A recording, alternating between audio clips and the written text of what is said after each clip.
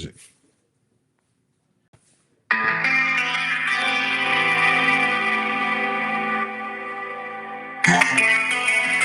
Hey, folks. That's in studio guitar. If you just happened to swing by here, come to you there. It's 11:44 a.m. Lots to cover here. Lots of developments this week, and a very busy week next week. Potential volatile week in Nottoway County next week. Billy Colburn here live from the Courier-Record studios. As you can see, we've been doing a little decorating, trying to make it a little more newsy around here in our studio. Several topics. Let's just get with, first of all, we are following up on, some of you may have seen it, Supervisor John Rourke yesterday with a very, I guess we'll call it a volatile, explosive charge on his Facebook post alleging, I don't want to go into all the details because some of the language may not be proper, even though we're not making this for kids, but basically he called out somebody who had called him out, saying that they're employed by the school division in a certain capacity. And Supervisor Rourke alleged yesterday on his Facebook post, one thing about Supervisor Rourke, he doesn't delete it, that someone has been forwarding sexually explicit materials who's employed by the school system. And I believe it was said, I may be wrong on this, during school time or in their school capacity. I don't know. No names were given.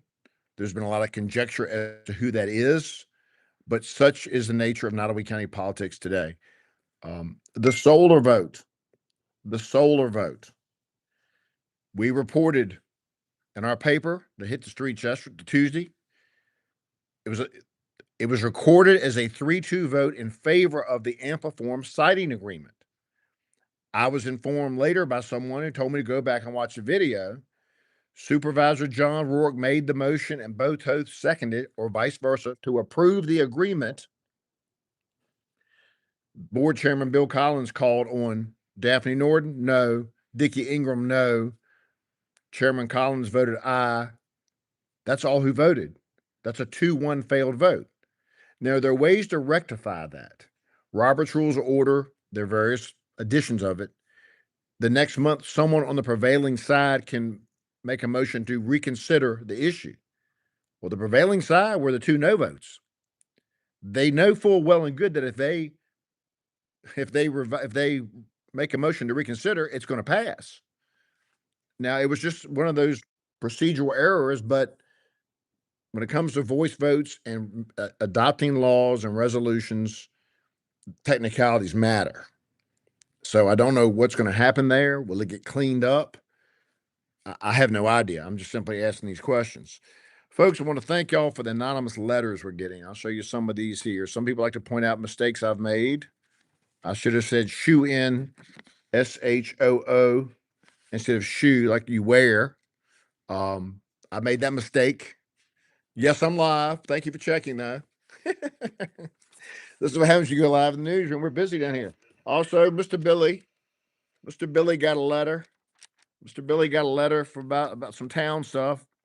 My understanding from a variety of sources about the town treasurer leaving, it deals with cash. It deals with concerns about cash. And it's mighty funny that I received intel to that effect. And then council has assigned the Health and Ordinance Committee to look into, this was this past Monday night, to look into the ways that the town handles cash. I want to emphasize again, I've heard no one accuse, allege, or suggest that there has been any wrongdoing on the part of the former treasurer. I've heard no one allege or suggest there's been any wrongdoing on the part of any employee.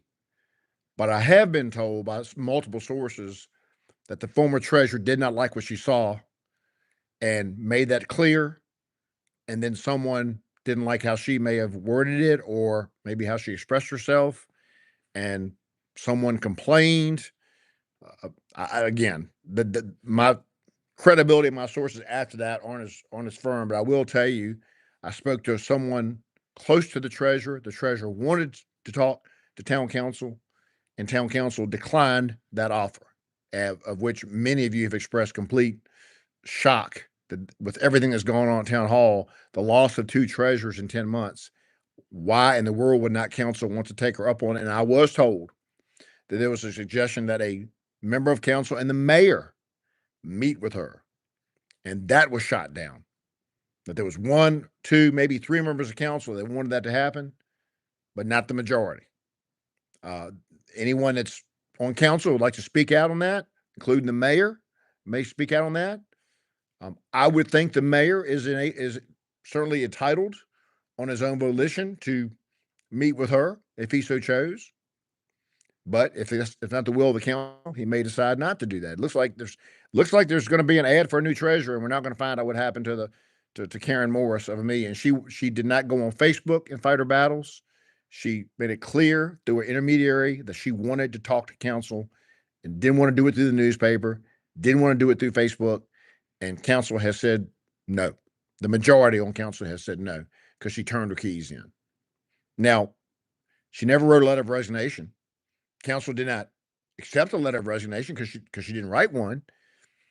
If someone's disappointed or concerned or alarmed and they turn the keys in, is that grounds not to have extra interview when she wants to talk to you privately? Very surprising, very interesting. Cambridge, Virginia.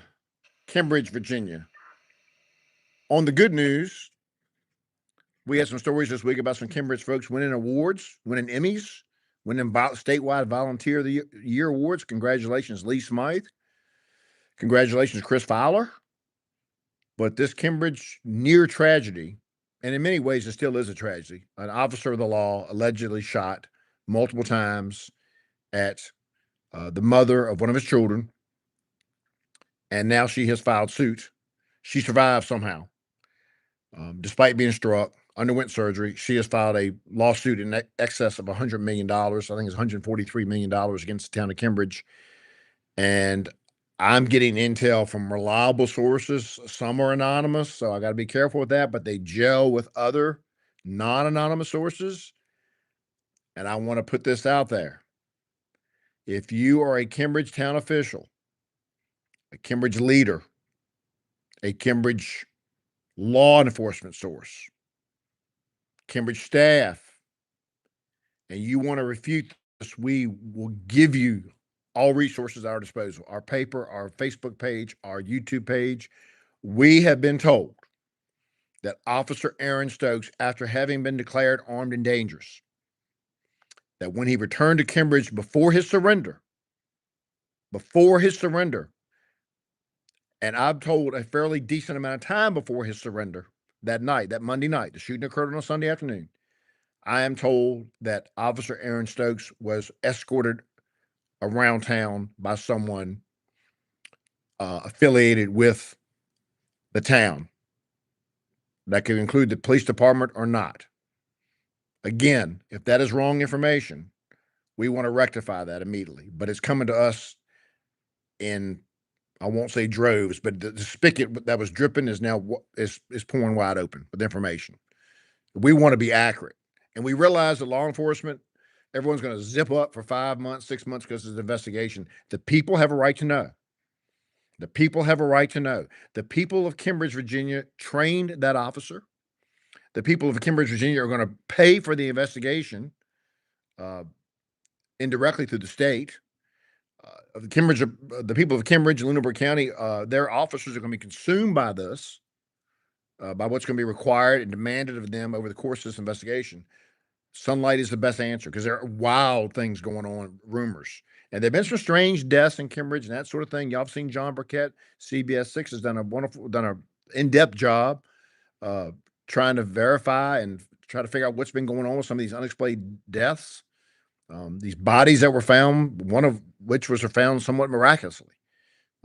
Someone had a feeling, and they dug, and there was a body of someone that I think was going to be a witness in a murder trial in Richmond. They were brought to Lunenburg for protection, and they received anything but protection.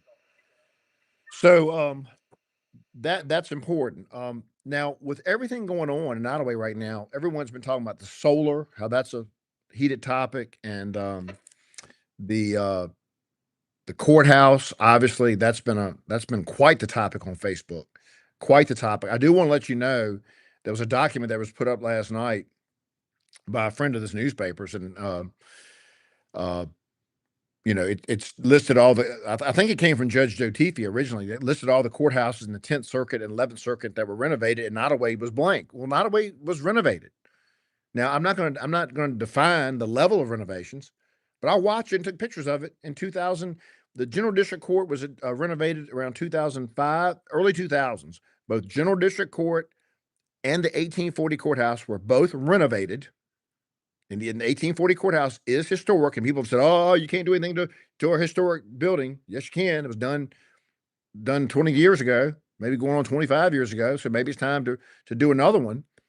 But again, I just want to just let that out there. I'm going to try to find more articles about it. I wrote about it. I took pictures of the courthouse at night because it's a pretty building. So I know it was renovated. Know what's been done before. So that has caused a lot of discontent on Facebook, on social media. It does seem, again, I'm not Gallup poll. I'm not going to proclaim to try to be something I'm not. We don't do this at the Courier. Facebook opinion, people I run into contact with on the street, hold that thought, and elsewhere seem to be renovate, renovate, renovate. We can't afford a 20 to $30 million palace, courthouse palace. I've been told that my use of the word palace, which is hyperbole, is slandering the cause. That's not my intent at all. You could use the word Taj Mahal. These are common expressions when one is trying to make a point. How grandiose does Nottoway's courthouse need to be? Supervisor John Rourke has got a petition drive. We'll see what happens there. But what I'm told the big issue is, folks, I've been told I'm going to blank show, word starts with the S. It's going to be a blank show Monday night, joint meeting, 7:30 p.m., school board of supervisors. I've been told that someone has caught someone in a fib. That's all I'm going to say. Somebody on one side has caught somebody on the other side in a fib, and it's going to hit the fan Monday night. Now, will cash-strapped supervisors that are selling the land at Pickett to get-go, and taking this money on the solar siting agreement, if it truly passed the other night, which I don't think it did. I think legally it's a 2-1 vote against. But will they try to save a few more million by not putting up the match for certain programs that the school system gets? It is true that Nottoway provides the minimum from the local composite index. That's a formula. That formula this current year is $6.1 million that Nottoway has to provide for K through 12 education. That formula has changed in the past 2 years because of land values, retail sales tax proceeds. So Nottoway's minimum local share this year is going to go from 6.1 to like 7.2. That's close to 12 cents close to 10 cents on the real estate tax. But Nottoway County also puts money up for these matching programs, which, put its total amount way above the minimum. It's a different pot of money. Now, it's like $2 to $3 million, but that $2 to $3 million gets you $8 million or so in things like pre-K, Head Start, reading intervention. Are those programs that Nottoway Public Schools can do without? There are many that would say no, especially since Nottoway just regained full accreditation, probably due in part to those programs. So, but I don't know what the fib is, quote unquote, the fib. It wasn't told. A much stronger word for fib was told to me by 3 different people this week. And people who don't normally reach out to me have even said the word S blank show Monday night. So we'll be there. It will not be live. It will not be streamed. But Billy Colburn's going to put his voice recorder smack dab in the table and be walking around getting glamour shots like we always do. Getting those pointing fingers and those things. Hopefully it won't be. Hopefully, like I said, we don't need any more drama. So y'all think, oh, boy, just love. We don't need any more of that. But I'm told it's coming, and that's what happens when times are tight. People are more prone to fight, more prone to debate. What else here? One other thing I need to clarify now. If you watch my Facebook Live yesterday morning, I made comments about the town of Blackstone racist. Now, Chris Page, you have said next meeting anyone can bring it up, but okay, okay, Chris. There are different rules of Robert's Rules of Order out there. I don't know if they're on record as adopting the most current version. Again, I'm going to defer to parliamentarian Chris Page, and I say that not mockingly, but you get in the weeds on that stuff, and I don't. I don't have time. I commend you for doing that. But I made a comment about the upcoming town elections yesterday, and I stand by 99% of those comments because they were my observations and opinions. I mentioned a video. I didn't mention what video. I didn't mention any candidate's name, but I made a comment that appears to me was incorrect, and that's my fault. Other people made the same observation though, but you've got to watch it close. The conversation and the interview got real lax, back and forth, got a little unstructured, which happens in sit down interviews. And the candidate, I had said the candidate had made a reference or a claim that town council should be ashamed of what they did with the sex offender that wanted to buy the bowling alley. I've gone back and listened to part of it, and it seems like now the candidate was saying that he did not like how town council treated some of the sanitation employees, one of whom is a convicted. Can't talk today. We're live. We don't care. We don't make ourselves look better. One of the town sanitation workers is a convicted sex offender from about 30 years ago, 25 years ago, and that's what they were focused on. So for that, I apologize. That's one of the reasons I didn't go into depths about the names of the candidate. There's several people running for office now, challengers and incumbents. I signed someone's petition the other night for a ward race. I'll sign, and by the way, I live in town. I'll sign anyone's petition that wants to get on the ballot. Anybody, my wife too, if you can catch us both at the same time. So, want to apologize for that, but there were some other comments made that bothered me about that in that interview, but it was real talk, so I appreciate that. We'll be reporting on it when we get time to go through the audio and make sure we're absolutely accurate, and then we'll put names to quotes and that sort of thing. That's what we do. But I was talking generally yesterday, and as I said, I'll stand by this. I don't think town council has to be a certain number of people have to be a certain color, vice versa, all a certain color, all not a certain color. It needs to be the seven best people to move Blackstone forward, to meet its core responsibilities, and to keep the town financially solvent, and to fulfill its obligations. And I maintain by that. And I think it could be all minority council. It could be an all majority council. It could be a mix that we have now. And let's not forget our friends in the Hispanic community. Blackstone, I don't believe, has ever had a Hispanic representative. Will this be the year that someone tries to run? Don't know. Don't know. But again, I want to thank you for the anonymous letters. I want to thank you. I don't know why someone felt like they had to send me an anonymous letter about my column, making fun of the movie I'm writing. I said shoe in. I misspelled shoe in. I appreciate it. Usually I Google those words to make sure I'm spelling it right. I must not on that one, but I appreciate it. But the emails I'm getting, folks, about the Cambridge situation are, if there's a fraction of truth to the stuff I'm receiving, man, town's going to write a check, and the town does not want to go through depositions on this. Town insurance company is going to write a check, and and again, when people say the victim's going to make a full recovery, she's going to recover. We write that because that's what authorities will say, or other people will say. What's a full recovery from being shot, hit several times, having to go through surgery, reportedly still having a bullet in your shoulder? What's your future mobility like when you get older? I don't know if you ever fully recover from being shot. That goes for veterans, police officers, victims of crime, anybody. How do you fully recover? The emotional aspect of being a mother and being fired at by someone very skilled, allegedly fired upon by someone very skilled. That was a very tight pattern of bullet holes in that window. How does one fully recover? And again, I'll state again, everyone is innocent or proven guilty, even when it looks really bad. There are extenuating factors that legally can play out. that can lead to charges being dismissed, reduced before trial, dismissed at trial, all that. We say that all the time. Everyone's innocent or proven guilty, even people that don't talk to the don't make statements, even people that leave the area for whatever reason. They're all innocent under the law until proven guilty in a court of law. But very troubling developments. Again, I hate the fact that the lights are taken away from some of my news photos of the past. Some of them are family photos, some of them are action photos.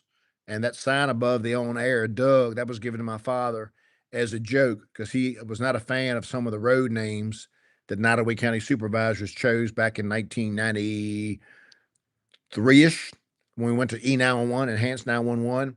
Oh, by the way, Enhanced 911 now means a $7 million radio system in Nottoway. It's amusing that the $7 million radio system involves putting telephone poles, good old creosote telephone poles into the ground to put the repeaters on. That I find that interesting, but hopefully it'll all be great. Hopefully I'll still be able to know what's going on. Maybe I'll have to apply for a permit to prove that I'm a decent person to listen to the scanner. I don't know. I don't know how that works. I don't know how that works out. We'll see. Rooting for the best for Nottoway County, rooting for the best in Southside Virginia. We're going to report the good things, but we're not going to not report the things that make you cringe and make you uncomfortable. And if it does, guess what? That's the beautiful thing about freedom. Don't have to watch our broadcasts. Don't have to read our paper. Don't have to do any of that. I believe in free will. Free will. But we're going to keep stirring people now. That's become the new verb, stirring. To apply that, almost kind of use. I'm not going to say it's a slur. That someone's anti-journalistic, like the word. People are saying that people are anti-Semitic. I'm not going to say that if you accuse me of stirring, you're anti-journalistic. But stir is what we do, it's called asking questions that others want to ask, but that's not their job to ask. It's called reporting things that a fair number of people may not want reported. That's what journalism is. Journalism is not glowing press releases and writing and reporting what the government wants you to say. Parentheses, Operation Mockingbird, end parentheses. We have no one in our office is employed by the CIA, has ever worked for the CIA, has ever worked for the federal government. So you're not getting the echo at the Courier-Record. You're not getting any echo. Now, I've been a former mayor, and that point was raised the other night. And so, therefore, I will tell you this: yeah, that makes me having been a politician. I'll also tell you it gives me insight in how the sausage is made, folks. And it ain't pretty. It ain't pretty always. And what authorities? I'll touch on this, and this may apply to a story in this week's paper. I won't make reference to it. You can read between the lines. Authorities can release a perfectly accurate statement, but by not addressing other parts of the situation, it is a deceptive statement at times. Okay? It is CYA. And when there's certain questions that authorities won't, they send you a press release that sparks a few questions, and then you ask a few follow-up questions, and they won't answer that. Not a good look. Doesn't mean that the person, the perpetrator, the suspect, didn't do some things wrong. Doesn't mean that officers weren't justified in things they did, but it further erodes public trust in government and sadly authorities when things are lawyered up and written with legal precision and not totally candid. Even if it's a detail that may not matter, quote unquote, may not be that relevant. It happened. It's a public investigation. The public should know everything, and shouldn't have to ask the right question of the right person and then not get an answer. That's not transparent. And I hate using the word transparent, but that's become a word like affordability. It's become a word that means nothing. It's not being candid and open and honest. How about that? Is that a better word? Those are better words for you than transparency? Candid, open, honest. How about that? We'll continue to keep you informed. Appreciate you tuning in live. We've had a few followers here, a few that have gone over and made the YouTube switch. We encourage you to please subscribe to this page and please click the alerts. You get the alerts. If you click on the alert button, the little bell, it'll be just like me going Facebook Live. Okay. And things aren't backwards. You can see my wall the way it's supposed to look, not backwards. Anyway, thank you so much for tuning in. Be safe, be grateful, be happy, be the best you can be.